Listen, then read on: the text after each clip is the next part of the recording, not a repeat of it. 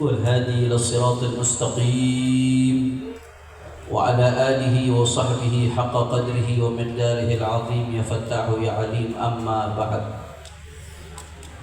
Para alim ulama, para kiai, para asatid, para sesepuh, para tokoh masyarakat, wabil khusus segenap keluarga besar Pondok Pesantren Nurul Hidayah, Kiai Haji Hibatullah, Kiai Haji Ridwanullah, Kiai Haji Rijalullah, Kiai Haji Fahmi Al-Banani, Kiai Haji Aden Yusuf Ubaidillah, Kiai Haji Jami'un Nas liyaumin la raiba fih, dan seluruh Bani Bulqaini. Tidak saya sebutkan satu persatu tanpa saya mengurangi rasa hormat dan ta'zim kepada beliau-beliau semua. Kita doakan mudah-mudahan guru-guru kita, para ulama kita, para kiai kita, para masyayikh kita, Allah panjangkan umurnya, Allah sehatkan badannya, Allah jaga zahir batinnya, Allah menangkan perjuangannya. Amin ya rabbal. Dan salam penghormatan yang paling istimewa saya hadiahkan kepada hadirin hadirat, muslimin muslimat, mukminin mukminat yang hadir pada malam hari ini. Semua angkat tangannya, kita minta sama Allah, mudah-mudahan tidaklah kita keluar dari tempat ini kecuali semua dosa kita diampuni oleh Allah. Yang sakit Allah angkat penyakitnya, Allah sehatkan badannya. Semua yang hadir dilapangkan rezekinya, diberkahi kehidupannya. Amin ya rabbal. Sebelum saya sampaikan satu dua patah kata, mari sebelumnya kita bacakan Fatihah untuk ashabul haul, Mama Ki Haji Uqad Bulqini, Umi Haja Iklillah, guru kita Abi Kiai Haji Khadamul Qudus dan Abi Kiai Haji Syafiqul Khalqi yang kita rayakan haulnya pada malam hari ini, wa usulihim wa furu'ihim, ala anna Allah subhanahu wa ta'ala yataghashshahum birrahmah wal maghfirah wa yudkhiluhumul jannata birahmatih, wa anna Allah yu'idu alaina min barakatihim wa asrarihim wa anwarihim wa ulumihim wa nafahatihim fid dini wad dunya wal akhirah bisirril Fatihah. Bismillahirrahmanirrahim. Alhamdulillahirabbil alamin. Arrahmanir rahim. Maliki yaumiddin. Iyyaka na'budu wa iyyaka nasta'in. Ihdinas siratal mustaqim. Shiratal ladzina an'amta 'alaihim ghairil maghdubi 'alaihim waladdallin. Yang kedua, saudara, Al-Faqir pada malam hari ini datang bersama kakak saya, guru saya Al-Habib Muhammad bin Husain Al-Attas LCMA, yang mana beliau merupakan ketua umum DPP FPI, juga ada sekretaris umum Markas Syariah Al-Habib Abdullah Kamil bin Tahir Al-Hamid.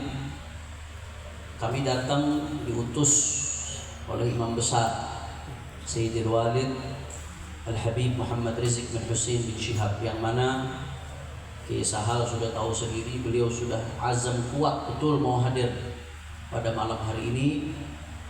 Tapi beberapa hari yang lalu beliau baru menjalankan operasi saraf, karena ada saraf kejepit. Beliau baru operasi beberapa hari yang lalu, sehingga hari ini masih dalam tahap pemulihan dan belum memungkinkan untuk menyampaikan tausiah dalam tabligh akbar pada malam hari ini. Jadi beliau mengutus, biasanya kalau beliau berhalangan diutus salah satu, kalau nggak Habib Muhammad misalkan Al-Faqir cukup salah satu biasanya. Tapi kali ini kata beliau enggak, dua-duanya harus berangkat kata beliau, karena saking cintanya beliau kepada Nurul Hidayah. Maka Al-Faqir mau nanya semua yang hadir, beliau berhalangan hadir, ridho ente? Kita bacakan Fatihah, mudah-mudahan beliau dikasih sehat walafiat, dikasih panjang umur, disembuhkan penyakitnya. Ala hadhihi niyah Al-Fatihah. Bismillahirrahmanirrahim. Alhamdulillahirabbil alamin arrahmanirrahim maliki yaumiddin. Iyyaka na'budu wa iyyaka nasta'in ihdinas siratal mustaqim صراط الذين أنعمت عليهم غير المغضوب عليهم ولا الضالين. Ahiba'il kiram,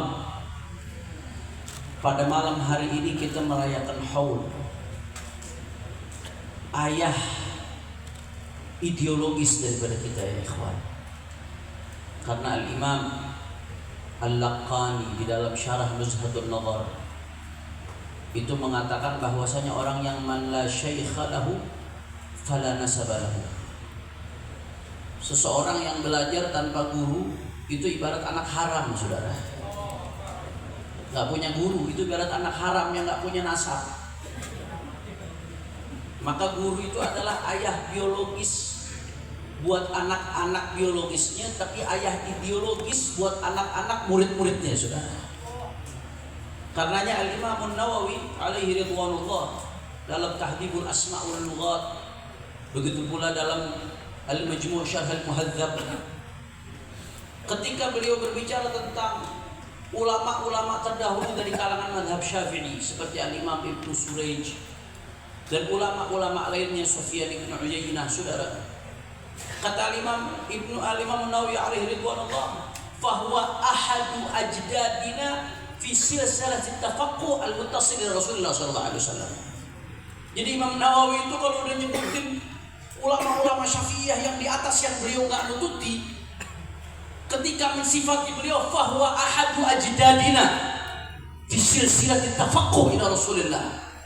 Ini Ibnu Surayj, ini Sufyan bin Uyainah, ini fulan-fulan, mereka adalah salah satu kakek kami di dalam silsilah nasab tafaqquh yang bersambung kepada baginda Nabi besar Muhammad sallallahu alaihi wasallam. Maka datangnya kita pada malam hari ini hadir haul beliau-beliau guru-guru kita merupakan bentuk birrul aba, bentuk bakti kita kepada orang-orang tua. Kita bakti kepada mereka, mudah-mudahan Allah berikan kepada kita anak-anak yang berbakti.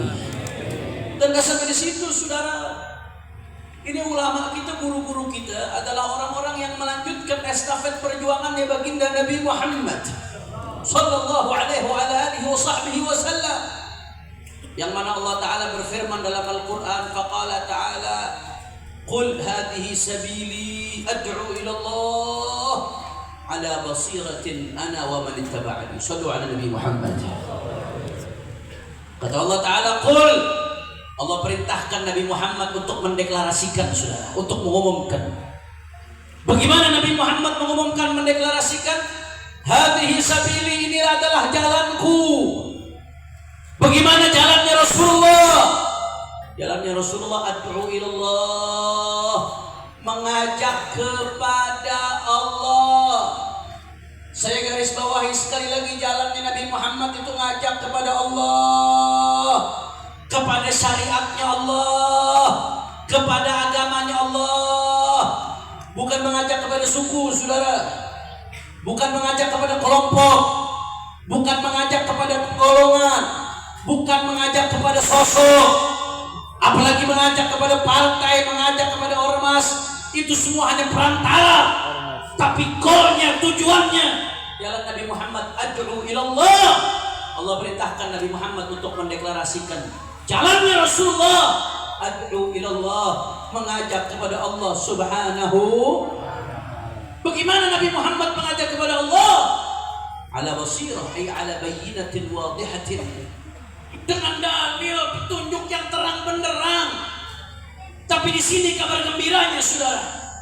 Allah suruh Nabi Muhammad umumkan jalan ini bukan hanya khusus buat Rasulullah, tapi ana wa man ittaba'ani, katakan wahai Muhammad, ini adalah jalan ana, jalanku, kata Muhammad, kata Rasulullah, wa man ittaba'ani, dan orang-orang yang mengikuti jejaknya baginda Nabi Muhammad sallallahu alaihi wasallam, termasuk para sahabat, para ahlul bait, para tabi'in, para tabi'in, sampai kepada guru kita almarhum Mama Ki Haji Uqan Bulqini bersama putra-putra beliau yang melanjutkan estafet perjuangan untuk ngajak kita kepada baginda Nabi besar Muhammad. Apapun bentuknya, saudara, yang namanya dakwah bukan hanya di mimbar. Mimbar itu suratun min suwarid dakwah, salah satu bentuk gambaran dakwah yang diajarkan sama ulama-ulama kita, kiai-kiai kita ngaji di kitab pesantren, saudara, itu ngajak kepada Allah. Emang ngaji fikih itu buat mana kalau bukan kepada Allah? Ngaji tauhid itu buat kemana kalau bukan kepada Allah? Ngaji akhlak tasawuf kemana kalau bukan kepada Allah, saudara? Semua ma'usisatil majalis walal ma'ahid walal madaris, tidaklah didirikan majelis-majelis ini, pesantren-pesantren ini, tidaklah didirikan madrasah ini illa li da'watil khalq ilal khaliq, kecuali tujuannya tidak lain dan tidak bukan mengajak makhluk untuk kepada Allah Subhanahu. Makanya jalan mereka dakwah, bahkan kalau kita lihat lebih luas, saudara, Al-Imam Al-Haddad itu menjelaskan, saudara, terlepas dari medan juang Islam itu terbagi menjadi 3, ada dakwah, hizbah dan jihad, saudara. Ada dakwah amar ma'ruf nahi munkar dan jihad. Kalau dilihat dari prakteknya, ya terbagi menjadi 3. Tapi kalau dilihat dari ghayahnya, tujuannya, amar ma'ruf nahi munkar pun untuk ngajak orang kepada Allah. Jihad pun pada akhirnya untuk ngajak orang kepada Allah Subhanahu wa taala, bukan buat tumpahin darah, buat ngajak orang kepada Allah. Makanya luar biasa perjuangan kita manakala kita melanjutkan apa yang mereka lakukan, saudara. Maka berarti kita masuk dalam firman Allah Ta'ala, ana wa man ittaba'ani, termasuk mereka yang ikuti Nabi Muhammad sallallahu alaihi wasallam, yang berjalan di jalannya Rasulullah sallallahu alaihi wasallam. Tapi memang kadang-kadang, mohon maaf Pak Bu, belakangan ini saya lihat diri sedih luar biasa, saudara. Saya miris sedih, saya lihat belakangan ini makin kemari mimbar dakwah makin banyak, pesantren makin banyak, madrasah makin banyak, konten dakwah makin banyak. Kok rasa-rasanya umat makin jauh dari Allah Ta'ala, saudara. Yang maksiat juga makin banyak, yang murtad pun makin banyak, saudara. Ini ada apa? Secara logika, saudara, harusnya peningkatan pesantren, mimbar dakwah, tabligh akbar ini seiring sejalan dengan peningkatan kedekatan umat kepada Allah. Tapi kalau kita perhatikan belakangan ini, majelis makin banyak, tabligh akbar makin banyak, konten-konten dakwah makin banyak. Tapi kenapa, saudara? Yang kita lihat umat makin mundur, keadaan umat makin jauh dari Allah Subhanahu. Kalau kita telisik lebih dalam, ternyata salah satu sebabnya ada perbedaan orientasi yang makin belakang makin jauh, saudara.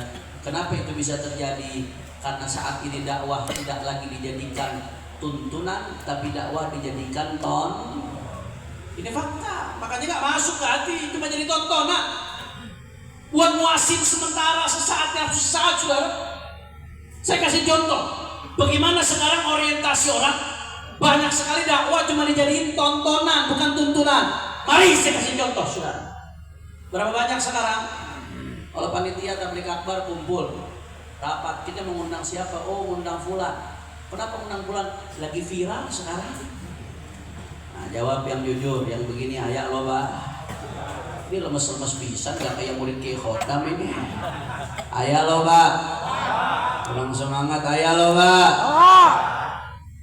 Yang dijadikan pertimbangan viral. Kalau yang viral alim ya bagus, viral soleh bagus. Tapi kalau hanya viral jadi pertimbangan, berarti dia cuma nyari viralan, ketenaran. Dakwah jadi tontonan, bukan ton. Saya pernah diceritain Mas Sayyidil Walid, Imam besar Al-Habib Muhammad Rizik bin Husain Syihab. Mudah-mudahan beliau dijaga oleh Allah Subhanahu wa taala. Beliau apa pernah didatangin panitia? Mudah-mudahan bukan kayak Sahal panitianya ini. Apa pernah didatengin panitia? Undang Habib, saya undang tanggal sekian. Oh ya, insya Allah kalau saya sehat saya datang. Terus panitianya ngomong, Habib saya boleh mesen, minta apa? Nanti Habib ceramahnya yang lucu ya. Bukan besar ngomong begitu. Ceramahnya yang lucu ya Habib ya. Kata Habib, kalau ente mau undang ceramah lucu, jangan undang anak, undang Sri Mulat sana. Artinya apa? Lucu buat sekedar selingan supaya umat nggak merem, nggak ngantuk, bagus. Itu teknik dakwah. Tapi kalau itu dijadikan tujuan, dijadikan pertimbangan utama, itu berarti, saudara, dakwah bukan lagi jadi tuntunan, tapi jadi. Kira-kira jelas atau tidak? Ini yang bikin beda dakwah sekarang sama dakwah ulama-ulama kita dulu. Kiai kita dulu, Mama Bakri, Mama Abu Yahukad, Bulkini, saudara, ulama-ulama kita dulu, mengapa dakwahnya bisa begitu meresap ke dalam hati? Padahal belum ada medsos zaman itu, saudara. Kendaraan masih susah, akses masih sulit. Tapi kenapa dakwah mereka bisa menusuk dalam hati, meresap ke relung-relung jiwa? Karena dakwah mereka betul sesuai dengan kata-kata dakwah, diambil dari da'a yad'u da'watan, betul-betul tuntunan untuk mengajak umat ke jalan Allah supaya umat lebih baik, bahagia dunia akhirat, bukan tontonan. Itu yang bikin dakwah mereka jadi sukses. Alhamdulillah. Oleh karena itu, saudara, saya nggak panjang lebar. Nanti guru saya, kakak saya Habib Muhammad bin Husain juga akan menyampaikan tausiah. Singkat saja yang ingin saya sampaikan pada malam hari ini, saudara. Saya jadi teringat ada seorang ulama besar dari Al-Azhar, namanya Syekh Muhammad Al-Ghazali alaihi ridwanullah. Bukan Imam Ghazali. Kalau Imam Al-Ghazali ada Imam Abi Hamid Muhammad bin Muhammad Al-Ghazali At-Tusi. Kalau itu yang lahir tahun 450 Hijriah, wafat tahun 505 Hijriah. Bukan beliau yang saya maksud, bukan Sahibul Ihya. Tapi ada namanya Syekh Muhammad Al-Ghazali, ulama dari Mesir, saudara. Wafatnya belum lama. Beliau tulis satu kitab, judulnya Ma'allah Dirasatul fi Da'wati wal Ba'ad. Kitab ini menyoroti bagaimana fenomena dakwah yang makin jauh keluar dari relnya, saudara. Di antaranya beliau disebutkan di kitab itu, kalau betul-betul umat mau baik, dakwah betul-betul berfungsi sebagaimana mestinya, maka seorang dai ini termasuk ulama, termasuk kiai, termasuk habaibnya, termasuk santrinya, termasuk umat secara umum. Karena dakwah itu kewajiban setiap orang dengan porsinya masing-masing. Nge-share melalui WhatsApp pun itu sudah dakwah, saudara. Maka setiap daripada dai harus memenuhi 5 sifat dalam dirinya, saudara. Berapa sifat? Berapa sifat? Tapi sebelum saya lanjutkan, kita jam seberapa? Jam 11 lewat 5. Ini kalau di Jakarta jam segini banci aja udah tobat ini, saudara. Di Bogor Barat jam segini masih ngaji. Lanjut te. Ini jawab sebagian doang, kurang kompak. Lanjut te. Semangat, belum kayak santrinya kayak Khodam. Kalau santrinya kayak Khodam, santrinya kayak Imam Awqan mungkin semangat. Lanjut te. Masih semangat. Yakin? Siap ngaji? Betul. Semua dengar dulu semangatnya. Bogor Barat sadayana angkat tangannya Nurul Hidayah. Takbir! Takbir! Takbir! Sallu ala Sudah. Kalau dakwah betul-betul mau jadi tuntunan, betul-betul bisa membekas di tengah umat, maka seorang dai harus memiliki 5 sifat, saudara. Siapapun di antara kita, kiainya, ulamanya, habaibnya, termasuk santrinya dan orang awamnya yang juga punya ikut andil untuk bisa terjun dakwah, harus memiliki 5 sifat. Berapa sifat? 5. Pertama, as-silatu billah. Harus punya hubungan yang erat dengan Allah Subhanahu wa taala, saudara.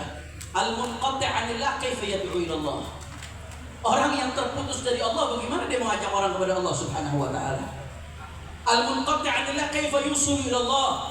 Orang yang putus dari Allah, enggak ada wirid sama sekali, enggak ada zikir sama sekali, enggak ada hatinya khusyuk dalam sholat dan lain sebagainya, putus dari Allah Ta'ala. Bagaimana orang yang putus dari Allah mau ngajak orang kepada Gusti Allah Subhanahu? Makanya jangan kaget kalau kita lihat sekarang, Masya Allah, banyak yang aneh-aneh. Ada orang pakaiannya pakaian dakwah, tapi kelakuannya kelakuan iblis, saudara. Yang cabulnya, yang jual beli dakwahnya, yang jual beli agamanya, saudara. Ayante. Sudah, kenapa itu terjadi? Saya mau ngajak kita sama-sama ingat satu ayat. Ayat ini, saudara, kalau kata guru saya, Sayyidil Habib Segaf Baharun, dalam satu riwayat disebutkan, iblis selalu berusaha bagaimana caranya manusia lupa dengan ayat ini. Sebab kalau kita ingat ayat ini, sadar akan ayat ini, pintu iblis buat menggoda semakin sulit, saudara. Apa ayatnya? Allah berfirman, wala takunu kalladzina nasullaha fa ansahum anfusahum ulaika humul fasiqun. Shadaqallahul azim. Apa kata Allah? Wala takunu kalladzina nasullah. Jangan kalian jadi seperti orang-orang yang lupa kepada Allah. Kalau sudah lupa kepada Allah, enggak wirid, enggak zikir, enggak ada sholat malam sama sekali, enggak ada sholat sunnah sama sekali. Padahal diajarkan itu sama guru-guru kita, saudara. Kalau sudah lupa sama Allah, Apa yang terjadi? Fa'ansahum anfusahum. Allah akan bikin dia jadi lupa diri, saudara. Kalau sudah lupa sama Allah, lupa diri. Kalau sudah lupa diri, apapun dikerjakan. Maksiat nggak takut, ngeliat haram nggak takut, berucap yang haram nggak takut, makan haram nggak takut. Ini yang terjadi, saudara. Kalau sudah lupa sama Allah, lupa diri. Kalau lupa diri, saudara, faulai kahumul fasiqun. Ujung-ujungnya jadi orang fasik. Na'udzubillah min. Maka pantang, apalagi santri, ya Allah, sampai putus wiridnya. Sayyidina Imam Abdurrahman As-Saggaf itu sampai mengatakan apa? Man laisa lahu wirid fahuwa qirid. Siapa orang yang enggak punya wirid sama sekali, fahuwa qirid, monyet itu, saudara. Apa bahasa Sundanya monyet, ya? Ya monyet itu monyet. Kenapa? Karena kalau manusia nggak ada wirid yang ingin ketemu Allah, apa bedanya sama monyet? Kalau kerangkanya sama, bahkan monyet pun masih bertasbih. Dia nggak pikir sama sekali. Sayyidina Imam Abdullah bin Umar Asy-Syatibi itu mengatakan apa? Talibul ilm laisa lahu qiyamul lail, la yasulu an yuqal lahu talibul ilm. Santri nggak ada qiyamul lail, nggak pantas disebut santri, saudara. Santri saja nggak qiyamul lail, nggak pantas disebut santri, apalagi kiai, apalagi habibnya. Nggak layak, saudara, jadi panutan. Padahal Habib Hasan bin Ismail Al-Hamid mengatakan kalau ada santri berlalu 1 minggu mengimpi Rasulullah, nggak pantas disebut santri, saudara. Saking eratnya hubungan mereka dengan Allah dan baginda Nabi Muhammad Sallallahu Alaihi Wasallam. Maka ayo, saudara. Kalau kita terputus dari Allah, bagaimana mau nyambungkan manusia kepada Allah Subhanahu Wa Taala? Terlebih dahulu kita sambungkan, saudara.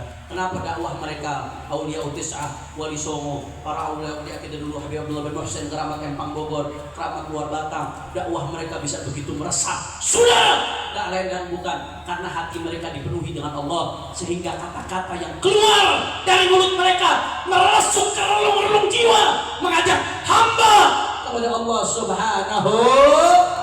Maka saya nggak perlu bicara banyak. Santri Nurul Hidayah udah lebih banyak ijazah wirid daripada saya, saudara. Tinggal dijalankan saja. Jangan sampai di pondok jadi orang soleh, begitu keluar wirid ditinggalkan jadi monyet, saudara. Na'udzubillah min. Na'udzubillah min. Kira-kira jelas deh? Jelas deh? Takbir. Ini yang pertama, harus punya silaturahmi, punya hubungan dengan Allah Subhanahu. Yang kedua, saudara, kata Syekh Muhammad Al-Ghazali, syaratnya islahun nafas. Harus memperbaiki dirinya sendiri. Bagaimana perbaiki diri orang lain kalau belum perbaiki diri sendiri, saudara? Maka di dalam hadits qudsi Allah mengatakan kepada Nabi Allah Isa alaihi salam, "Ya Isa, id nafsak, fa in ta'ad fa'idin nas, wa illa fala talumanna ila nafsak." Wahai Isa, nasihati dirimu. Kalau kamu sudah menerima nasihat dirimu, baru nasihati orang lain. Kalau enggak, maka fastahi minni, kata Allah Subhanahu Wa Taala. Malu sama aku. Kau bicara baik, nasihati orang, statusnya orang soleh, saudara, tapi isi kelakuannya yang dilihat bejat, saudara. Nasihati diri sendiri sebelum menasihati orang lain. Makanya Imam Al-Ghazali dalam kitabnya, saudara, Fadhaihul Batiniyah, ketika beliau bicara soal hierarki perbaikan, di sepertiga terakhir dari kitab Fadhaihul Batiniyah, bagaimana hierarki perbaikan? Perbaikan itu mulai dari diri sendiri, saudara. Kalau sudah orang yang nggak bisa memperbaiki dirinya sendiri, bagaimana mau memperbaiki keluarga? Nggak bisa memperbaiki keluarga, bagaimana mau memperbaiki lingkungan? Nggak bisa perbaiki lingkungan, bagaimana memperbaiki negara? Nggak bisa perbaiki negara, bagaimana memperbaiki dunia? Mulai dari diri. Makanya Imam Besar dalam Qasidahnya jelas. Qasidah Medan Juang Islam. Mulailah dari diri sendiri, jangan melanggar syariat Nabi. Mulailah dari diri sendiri, jangan melanggar syariat Nabi. Siapa berjuang ikhlaskan diri, niscaya dapat ridha ilahi. Siapa berjuang ikhlaskan diri, niscaya dapat. Sallu ala Nabi. Mulai dari diri. Ya, saya akui secara fikih memang dalam Ihya Ulumuddin Imam Al-Ghazali membahas orang mau nahi munkar, amar ma'ruf nahi munkar, nggak harus jadi orang soleh dulu, saudara. Kefasikan seseorang nggak menggugurkan kewajiban dia nahi munkar. Bahkan Imam Ghazali kasih contoh yang agak ekstrim. Wa 'ala muta'attil kas an yunkir 'ala al-julas. Imam Ghazali kasih contoh, andai kata ada orang lagi mabok nih, nyakek botol, mabok. Apa bahasa Sundanya mabok ya? Keler, saudara. Lagi mabok, tapi ngelihat orang lain lagi mabok juga, maka maboknya dia nggak menggugurkan kewajiban dia untuk nahi munkar untuk orang lain yang lagi mabok, saudara.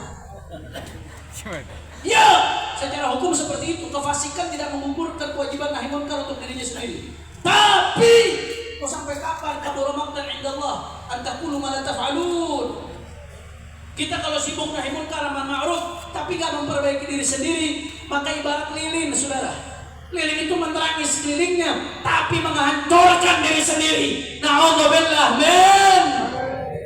Maka saudara, islahun nafas. Saya nggak nyuruh berhenti nahi munkar, nggak nyuruh berhenti dakwah. Yang sudah dakwah dengan berbagai macam caranya, lanjutkan. Yang suka nge-share kebaikan, lanjutkan. Tapi harus sinergi, harus simultan dengan memperbaiki diri sendiri supaya kita nggak menjadi lilin yang membakar diri kita. Kalau sudah memperbaiki diri sendiri, maka apa yang kita sampaikan akan lebih mengena, akan menjadi tuntunan. Karena kita menuntun orang lain dengan perbuatan kita sebelum menuntun dengan ucapan kita. Alhamdulillah.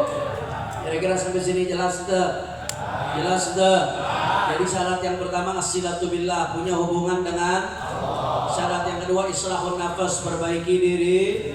Yang ketiga, saudara, apa syarat yang ketiga? Kata Syekh Muhammad Al-Ghazali, diqqatul fahmi lid-dini wad dunya. Seorang dai harus punya pemahaman yang mendalam terhadap ilmu agama dan realita dunia, saudara. Ini harus seimbang. Sebab begini, beliau ngasih analogi perumpamaan. Seorang ulama, seorang dai, kiai, santri itu ibarat dokter. Dokter kalau mau sukses ngobatin orang lain dengan izin Allah Subhanahu wa taala, maka minimal dia harus mengetahui dua hal. Satu, dia harus punya ilmu tentang penyakit. Harus bisa mendiagnosis penyakit pasiennya. Yang kedua, setelah dia tahu penyakit pasiennya apa, dia harus punya obat-obatan, ilmu tentang obat-obatan yang cukup, dan punya obat-obatan yang cukup untuk mengobati penyakit pasien tersebut, saudara. Kalau dokter sudah bisa mendiagnosis pasiennya dengan benar, diberikan obat-obatan dengan tepat, maka insya Allah pengobatannya akan manjur. Insya ulama juga begitu, saudara. Ulama itu yang pertama mesti tahu penyakit umat. Ulama nggak boleh hanya mengurung diri di balik lembaran-lembaran kitab, tapi tidak tahu apa yang terjadi di sekitarnya, saudara. Di dalam hadis riwayat Imam Tirmidzi, itu syama'il Nabi termasuk disebutkan karena Nabi sallallahu alaihi wasallam yas'alun nas amma bin nas wa yuhassinul hasana wa yuqawwih wa yuqabbihul qabiha wa yuwahhi. Shallu ala Nabi Muhammad. Itu Nabi Muhammad, di antara sifatnya Rasulullah, Nabi Muhammad itu update orangnya, saudara. Yas'alun nas amma bin nas. Nabi Muhammad itu selalu bertanya tentang apa yang lagi terjadi di tengah masyarakat. Ditanya sama Rasulullah, diupdate sama Rasulullah sallallahu alaihi wasallam. Kalau udah Nabi tahu, oh ini terjadi di tengah masyarakat, fa yuhassinul hasana wa yuqawi. Yang bagus dibilang bagus sama Rasulullah, dikuatkan sama Nabi. Kalau ada yang jelek, ditegur sama Rasulullah, dilemahkan kejelekan tersebut oleh Nabi. Ulama mesti begitu, saudara. Santri mesti begitu, mesti tahu, oh daerah sini judi online yang main banyak, oh daerah sini LGBT-nya banyak, oh daerah sini ada pelacuran, oh daerah sini narkobanya banyak, oh daerah sini banyak yang nggak sholat, oh daerah sini kalau Ramadan banyak yang mokel. Ulama mesti tahu, saudara, mesti melek terhadap kemungkaran yang terjadi. Sebab kalau ulama nggak tahu kemungkaran yang terjadi, masalah di tengah umat apa, dia sama seperti dokter yang nggak mendiagnosis apa penyakit pasiennya, saudara. Kalau sudah tahu dia penyakit di tengah masyarakat apa, maka setelah itu diberikan solusinya dari Al-Quran, dari hadis, dari kitab-kitab ulama kita Ahlus Sunnah. Ini Al-Quran, hadis bukan cuma buat dibaca, Kitab-kitab ulama itu bukan cuma buat dibaca, tapi kaifa tutabbiqun nas 'ala al-waqi' liyakuna hallan li mushkilatil ummah. Bagaimana kita menerapkan apa yang ada di lembaran-lembaran kitab yang kita baca. Kita ngaji kitab mulai dari yang paling kecil, Safinatun Najah, kemudian ngaji Sulamut Taufiq, setelah itu ngaji Bayatul Takrib, setelah itu belajar Fathul Qarib, setelah itu kita belajar Fathul Mu'in, setelah itu kita belajar Fathul Wahhab, belajar Syarhul Mahalli 'ala Minhaj, belajar Rawdatul Talibin. Buat apa? Untuk kita terapkan apa-apa yang diuraikan oleh para ulama ke dalam kehidupan yang nyata, agar betul-betul jadi solusi mengobati penyakit di tengah umat. Takbir! Takbir! Kira-kira sampai sini jelas apa kagak? Dan ini yang terjadi di zaman Rasulullah. Kalau kita lihat Al-Quran itu turun nazalah munajjaman, turun berangsur-angsur 23 tahun. Kenapa? Apa hikmahnya? Kalau Allah menurunkan sekaligus, Allah bisa atau tidak? Bisa. Tapi kenapa diturunkan 23 tahun? Di antara 23 tahun ayat Quran turun itu 114 surat, saudara. Itu di situ ada yang qismun nazala ibtidaan wa qismun nazala aqibah sababin. Ada ayat yang turun memang tanpa sebab, turun begitu saja. Ada yang turun karena ada sababun nusulnya, saudara. Sababun nusul kejadian sesuatu, Al-Quran ngasih jawaban. Kejadian sesuatu, ya saudara, Al-Quran ngasih solusi. Begitu pula hadis Nabi. Banyak hadis-hadis Nabi yang latar belakangnya ada sababun nurut. Begitu terjadi sesuatu, Nabi ngasih solusi, saudara. Kenapa? Karena kejadian di tengah umat ibarat penyakit. Solusi dari Al-Quran, dari hadis, dari kitab ulama ibarat obat. Maka obat harus diberikan kepada pasien yang tepat, saudara. Sampai sini jelas deh. Sebab kalau ngasih obat bukan ke pasien yang tepat bahaya. Beda pasien, beda obat. Saya kasih contoh. Pernah di zaman Rasulullah SAW itu ada seseorang nanya kepada Rasulullah, "Ya Rasulullah, apakah boleh saya mencium istri ketika puasa Ramadan ya Rasulullah?" Tentunya cium di sini cium yang nggak ada menelan sesuatu ya. Kalau menelan sesuatu jelas batal. Akhirnya pertama orang nanya begitu, Nabi dijawab boleh. Habis itu ada yang nanya lagi Rasulullah, "Rasulullah, bolehkah saya cium istri ketika puasa ya Rasulullah?" Dijawab Nabi nggak boleh. Ini pertanyaan sama tapi jawabannya beda. Ada apa ini, saudara? Ternyata begitu digali, dibalik itu ada rahasia. Yang nanya pertama, yang dibilang boleh sama Nabi, ternyata udah sepuh, udah off, saudara. Setrumnya udah nggak ada, sehingga kalau nyium lagi puasa pun aman, nggak masalah. Jelas kan?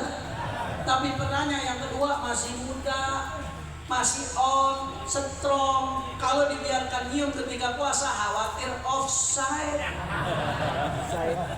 Beda penyakit, beda beda masalah, beda solusi. Ulama mesti paham itu, santri mesti paham, saudara. Pernah Sayyidina Abdullah bin Abbas radhiyallahu anhu datangin satu orang. "Wahai Ibnu Abbas," orang nanya nih, "apakah kalau membunuh muslim kemudian tobatnya diterima?" Nanya kepada Sayyidina Abdullah bin Abbas radhiyallahu anhu. Abdullah bin Abbas ketika jawab, "Nggak diterima tobatnya." Pulang orang itu, "Yaudah, terima kasih banyak, assalamualaikum." Pulang orang tersebut. Begitu itu orang pulang, murid-murid Sayyidina Abdullah bin Abbas bingung. "Wahai Abdullah bin Abbas, kok kau bilang tobatnya nggak diterima? Bukankah asal kamu syirik tobat masih bisa diterima? Kok kau bilang tobatnya nggak diterima?" Apa kata Sayyidina Abdullah bin Abbas? Tahu tak? Saya lihat dari mata orang itu, dia datang tadi dalam keadaan marah lagi mau bunuh orang. Dia nanya dulu, tobatnya diterima nggak? Kalau saya jawab tobatnya diterima, pulang dari situ bunuh orang. Dijawab tobatnya nggak diterima, nggak jadi ngebunuh orang. Alhamdulillah, beda penyakit, beda obat, beda masalah, beda. Maka ulama, santri harus update. Dai itu harus bisa mengupdate di tengah umat. Ya, kita belajar Fathul Mu'in, belajar Minhajul Talibin, kitab-kitab ulama klasik. Tapi bagaimana caranya apa yang digariskan sama ulama kita ini bisa buat dipakai menjawab permasalahan yang ada sekarang. Itu nyari hukum pay letter nggak bakal ketemu di Fathul Mu'in. Itu nyari yang namanya hukum, saudara, kripto di Minhaj Rawdatul Talibin nggak bakal ada. Tapi nas-nas yang memiliki substansi makna yang bisa menjawab permasalahan tersebut ada, saudara. Itu tugasnya para ulama untuk tahu problem di tengah umat dan bagaimana memberikan obat yang tepat, saudara. Takbir. Maka satu, ulama harus update. Nggak boleh hanya hidup di antara lembaran-lembaran kitab. Ulama harus melihat apa problem di tengah umat. Dan yang kedua, saudara, harus punya ilmu yang cukup buat bisa menjawab, saudara. Maka santri kalau mondok jangan keburu-buru. Kadang-kadang santri zaman sekarang baru mondok sebentar pengen buru-buru boyong, supaya cepat dicium tanganin, supaya cepat dapat amplop, supaya dapat viral. Akhirnya pulang nggak bawa bekal ilmu yang cukup. Ujung-ujungnya sesat, menyesatkan. Dhalla fa'adalla, na'udzubillah, amin. Sampai sini jelas? Maka santri, semua alumni, semuanya siap ngaji? Orang kompak siap ngaji? Siap menjawab permasalahan umat? Siap jawab permasalahan yang di tengah umat? Semua angkat tangannya, takbir! Yang keempat, saudara, jadi yang pertama silatubillah, punya hubungan dengan. Yang kedua apa tadi? Islahun nafas, perbaiki diri. Yang ketiga, diqatul fahmi lid-dini wad dunya, punya pemahaman yang mendetail terhadap realita dunia dan agama. Yang keempat, ikhlas. Wah, kalau bicara soal ikhlas sudah saudara, ini luar biasa. Al-ikhlas yuqarribul ba'id, al-ikhlas yuyassirul asir. Kekuatan ikhlas bisa membuat yang jauh menjadi dekat, yang sulit menjadi mudah. The power of ikhlas, kekuatan ikhlas, nggak ada duanya, saudara. Mukhlishina lahuddin. Dan kalau orang sudah ikhlas, saudara, orang udah ikhlas nggak peduli yang like berapa. Orang kalau ikhlas nggak peduli ini yang komen, isi komentarnya apa. Orang ikhlas nggak peduli, saudara. Karena orang ikhlas itu diantara ciri-cirinya al-yastawiya'idahul madhu wa dzam. Setara, mau dicaci, dimaki, sama, saudara, nggak peduli. Karena dia beramal bukan karena berharap pujian, beramal bukan karena takut cacian. Pujian nggak membuat dia terbang, cacian nggak membuat dia tumbang. Itu ciri-ciri ikhlas. Kalau sudah ikhlas, maka minal qalb wasal ilal qalb. Apa yang disampaikan dari hati sampai ke hati. Makanya jangan kaget. Kadang dulu ulama-ulama kita, kiai-kiai kita, mereka nggak dihias dengan entertain macam-macam, nggak pakai media macam-macam, tapi dakwahnya membekas puluhan tahun. Hallnya masih dirayakan, muridnya di mana-mana. Kenapa? Ikhlas. Takbir. Nurul Hidayah didirikan tahun berapa, Kiai? 61 didirikan. Almarhum Kiai Haji Upan Bulkini wafat sudah 30 tahun. Tapi pesantren masih berdiri kokoh sampai saat ini. Maka darilah yang western. Kalau bukan karena Allah nggak akan bisa nyambung sampai sekarang, saudara. Keikhlasan para muassis yang luar biasa. Emang ente pikir gampang urus pondok? Urus pondok gak kuat-kuat setahun 2 tahun aja oleh, saudara. Ini Habib Kamil, Habib Muhammad ini belum tidur dari pagi ngurusin pondok beliau. Pusing, jangan dikira gampang ngurus pondok. Pondok ditinggalkan sama pendirinya, bertahan setelah itu 30 tahun, makin besar, makin siar, makin manfaat. Insya Allah Nurul Hidayah makin jaya, insya Allah. Ikhlas. Rahasia di balik itu adalah yang kelima, yang terakhir, saudara. Syarat yang kelima kata Syekh Muhammad Al-Ghazali, kalau dakwah betul-betul mau jadi tuntunan, bukan tontonan. Asy-syaja'ah, saudara, harus ada keberanian. Apa itu definisi keberanian? Keberanian itu kata Imam Al-Ghazali dalam Ihya Ulumuddin, setiap jiwa manusia punya quwwatul ghadab, punya kekuatan amarah dalam setiap jiwa manusia.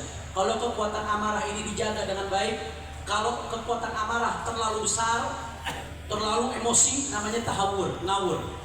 Berani nggak pakai perhitungan, ngawur namanya, saudara. Tapi kalau kekuatan amarahnya terlalu minim, jubur, jadinya pengecut, saudara. Tapi kalau seimbang, muqtadir, dia bisa menyeimbangkan kekuatan amarah yang ada dalam diri setiap manusia, lahirlah sifatul mahmudah, satu sifat yang terpuji yang disebut dengan syaja'ah, keberanian, saudara. Syarat kalau mau dakwah itu betul-betul jadi tuntunan, nyampaikan yang hak itu hak, yang batil itu batil, harus ada keberanian. Karena Rasulullah SAW itu adalah orang yang paling berani. Gak ada yang berani seperti Rasulullah SAW. Gak ada yang kayak Rasulullah. Karena tantangan dakwah itu besar, bukan soal keras atau lembut. Keras lembut cuma retorika. Tapi memang dakwah itu sendiri akan berbenturan dengan banyak hawa nafsu. Nabi Muhammad kurang lembut apa Pak Bu? Di Mekah Nabi Muhammad itu dicaci, dimaki, Nabi gak balas. Dilempari kotoran, diludahi, Nabi doain itu yang meludahi, saudara. Dilempari batu sampai Nabi berdarah, didoain mereka. Kurang lembut apa? Tapi Nabi tetap dimusuhi, saudara. Nabi tetap dihina, Nabi tetap maju. Nabi dibujuk supaya mau dikasih perempuan yang paling cantik, dikasih harta paling banyak, dikasih kerajaan. Tapi apa jawaban Nabi? ووضع الشمس بيميني والقمر بيساري على أن أترك هذا الأمر والله لن أتركه حتى أظهره الله أو أهلك duna. Demi Allah, jangankan harta tahta wanita, andai kata mereka meletakkan matahari di telapak tangan kananku, bulan di telapak tangan kiriku, supaya aku tinggalkan dakwah ini, apa kata Nabi Muhammad? Demi Allah, aku tidak akan meninggalkannya sampai diberikan kemenangan atau mati bersibah darah. Takbir, takbir. Gak ada yang lebih berani seperti Rasulullah SAW. Maka syarat mutlak menyampaikan kebenaran berani. Kalau keberanian menyampaikan kebenaran sudah hilang, apa kata Nabi? Idza habat ummati an taqula lidh-dhalim ya dhalim faqad wujji'a minha. Kalau umatku sudah takut untuk mengatakan kepada zalim, hei zalim, kepada perampok, hei perampok, kepada pencuri, hei pencuri, kepada pengkhianat, hei pengkhianat. Kalau umatku sudah takut seperti itu, faqad wujji'a minha, maka telah dicabut, ditinggalkan keberkahan dari umat itu, saudara. Naudzubillah min. Maka syarat untuk bisa menjadikan dakwah sebagai tuntunan bukan tontonan harus berani. Bagaimana caranya supaya berani, Habib? Kata Syekh Muhammad Al-Ghazali, kalau mau berani syaratnya dua. Yang pertama, jangan berharap dari manusia, saudara. Begitu kita berharap sama manusia, hilang keberanian kita kepada orang tersebut. Saya kasih contoh andai. Ada satu kiai, satu Habib, setiap bulan dapat transferan 20 juta dari fulan. Tahu-tahu suatu saat melakukan maksiat. Nerima hadiah boleh, silahkan, tapi berharapnya nggak boleh. Begitu fulan yang biasa ngirim transfer 20 juta maksiat, mau negor nggak berani, sudah. Ya kalau saya tegur transferan nggak masuk lagi. Ada satu Habib kiai setiap bulan dapat bantuan bupati 30 juta, 50 juta, amplop warna coklat. Tahu-tahu suatu saat bupatinya maksiat, bikin kebijakan yang merugikan umat. Kalau dia menerima, memang haknya dia sebagai keluarga, tanpa berharap, tetap berani negor. Tapi kalau sudah berharap, saudara, Masya Allah. Ini kalau saya tegur bupati 40 juta hilang tiap bulan. Imanuhum fi amplopihim, saudara. Kalau sudah bergantung, takut sama manusia, tidak akan berani. Makanya kalau kita lihat saudara-saudara kita di Iran yang sekarang lagi perang, mudah-mudahan dikasih kemenangan, mohon. Amerika Israel hancur. Iran Pak 40 tahun. 40 tahun Iran ya diembargo sama Amerika. Industrinya dibikin macet, uangnya dibekukan, dibikin sulit. Tapi 40 tahun diembargo justru dimanfaatkan untuk bangun kemandirian. Sekarang teknologinya canggih luar biasa. Kelabakan Amerika ngadepinnya, saudara. Mandiri secara ekonomi luar biasa, terlepas dari akidah kita harga mati ahlus sunnah. Tapi kalau ada orang walaupun ahlul bidah, di luar ahlus sunnah itu namanya ahlul bidah, ada pandangan ahlus sunnah. Selama masih ahlul bidah, selama masih ahlul qiblah, berhadapan dengan kafir hati Amerika Israel, dia jelas kita dukung musuhnya Amerika Israel, saudara. Betul tak? Betul tak? Betul tak? Masya Allah. Kenapa dia berani begitu mandiri? Gak berharap.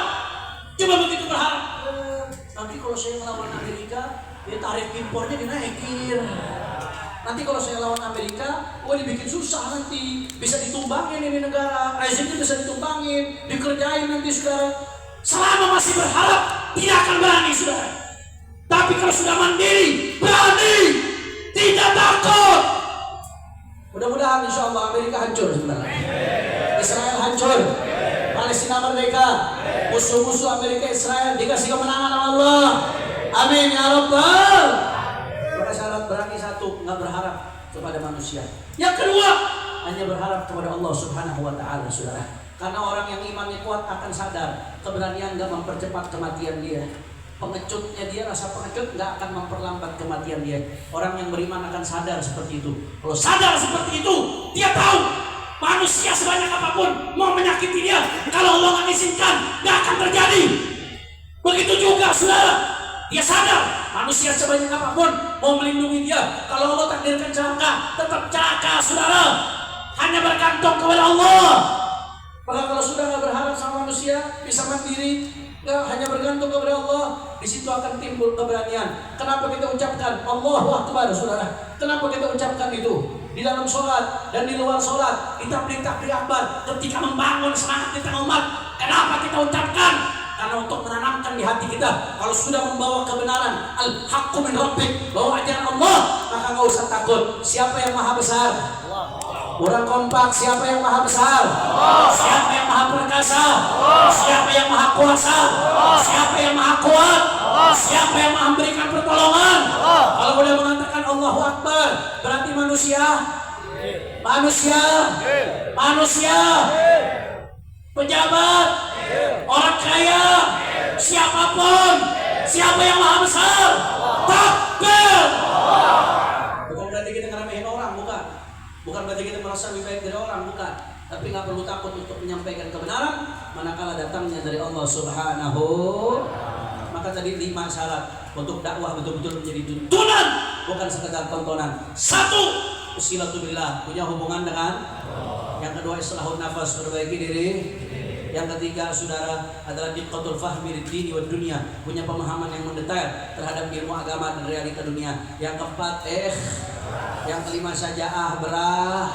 Kalau sudah betul-betul punya hubungan dengan Allah, maka dakwahnya akan betul-betul menyambungkan manusia kepada Allah. Kalau sudah betul-betul islahun nafas, memperbaiki diri sendiri, maka perangainya, akhlaknya akan menjadi dakwah sebelum kata-katanya, saudara. Kalau sudah punya pemahaman yang mendalam terhadap agama dan realita dunia, maka dakwahnya betul-betul menjadi tuntunan untuk memberikan solusi di tengah umat. Kalau sudah ikhlas, maka apa-apa yang ikhlas akan masuk ke dalam hati. Kalau sudah punya keberanian, maka dia akan sampaikan tuntunan apapun resikonya. Gak peduli dicaci, dimaki, dihina, dipenjara, dibonus, sekalipun, saudara. Kaki jadi kepala, kepala jadi kaki, mati bersibaralah. Terus dia lanjutkan perjuangan sampai tetes darah penghabisan, saudara. Allahu Akbar, Allahu Akbar, Allahu Akbar. Semua alumni Nurul Hidayah siap bersatu. Keluarga besar Nurul Hidayah siap lanjutkan perjuangan guru-guru kita. Siap terus dakwah, siap terus amar ma'ruf nahi munkar, siap terus jihad fisabilillah, siap lanjutkan perjuangan guru-guru kita. Semua angkat tangannya, takbir, takbir, takbir. Sallu ala nabi. Masya Allah. Maka ayo sama-sama kita baca sholawat terakhir.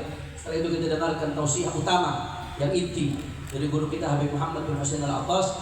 Kita bacakan sholawat sama-sama untuk mudah-mudahan dengan barakah sholawat yang punya hajat Allah kabul hajatnya. Semua yang sakit Allah angkat penyakitnya, Allah sehatkan badannya. Semua yang hadir dilapangkan rezekinya, diberkahi kehidupannya. Amin ya rabbal. Dan kita doa mudah-mudahan barakah sholawat, mudah-mudahan Palestina merdeka, Israel hancur, Amerika hancur, musuh-musuh Islam dihancurkan oleh Allah, negara-negara Islam dikasih kemenangan oleh Allah, disatukan oleh Allah. Amin ya rabbal.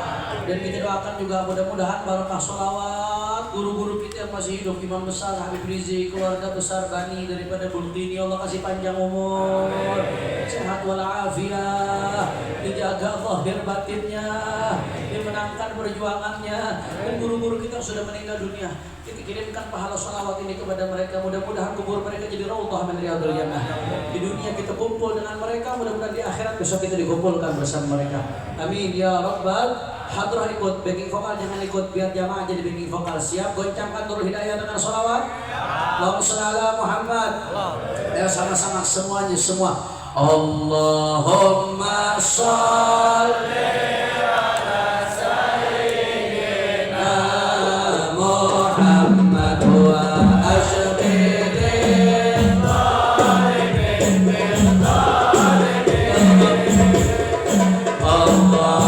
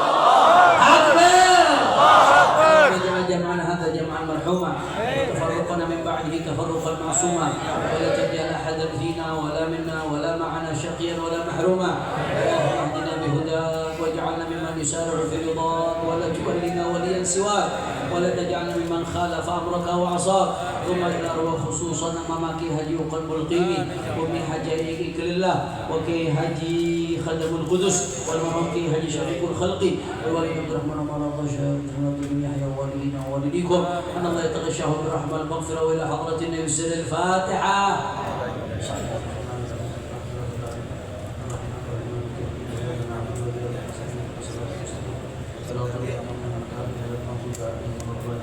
Jangan ada yang bergerak. Setelah ini ada tausiah utama dari Ketua Umum DPP FPI, guru saya, kakak saya Al-Habib Muhammad bin Hussein Al-Attas. Ya, saya minta Dito, saya harus permisi karena dari sini saya langsung ke Jawa Timur. Besok ada agenda di Jawa Timur, kita langsung naik mobil. Kita doakan panjang umur, sehat walafiat, selamat sampai tujuan. Kita rencana silaturahmi ke Peloso, ke Lirboyo, ke beberapa pesantren-pesantren, ke ulama-ulama kita. Soal ngambil berkah, nyambung silaturahmi, mempererat ukhuwah insya Allah. Ini saja yang saya sampaikan. Lebih kurangnya mohon maaf. Wassalamualaikum warahmatullahi wabarakatuh.